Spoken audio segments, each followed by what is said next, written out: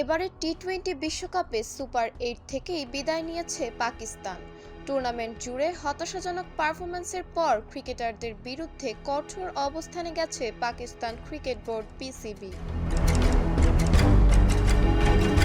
Board সূত্রে জানা গেছে, খেলোয়াড়দের উপর 50 লাখ পাকিস্তানি রুপি পর্যন্ত আর্থিক জরিমানা আরোপের চিন্তাভাবনা করা হচ্ছে, যা মোটেই ছোট কোনো অঙ্ক নয়।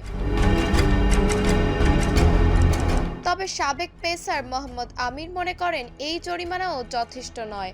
তার মতে দলের এমন ব্যর্থতার পর আরও বড় অঙ্কের শাস্তি প্রাপ্য।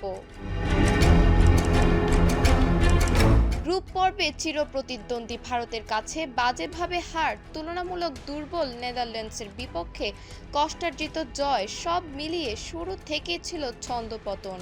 যুক্তরাষ্ট্র ও নামিবিয়াকে হারিয়ে কোনোভাবে সুপার 8-এ উঠলেও সেখানে গিয়ে বিপত্তি আরও বাড়ে।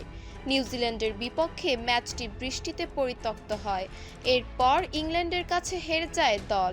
শেষ ম্যাচে শ্রীলঙ্কাকে হারালেও নেট রান রেটের সমীকরণে সেমিফাইনালের টিকিট হাতছাড়া হয়। দলের এই ভরাডুবির পর পাকিস্তানের ক্রিকেট অঙ্গনে সমালোচনার ঝড় উঠেছে। সাবেক অধিনায়ক শহীদ আফ্রিদি সহ অনেকেই খেলোয়াড়দের দায়ী করেছেন। এদিকে গুঞ্জন রয়েছে বর্তমান অধিনায়ক সালমান আলী আঘার নেতৃত্ব প্রশ্নের মুখে।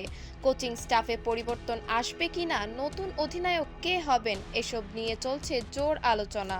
সব মিলিয়ে এক অনিশ্চিত অস্থির সময় পার করছে পাকিস্তান ক্রিকেট দল।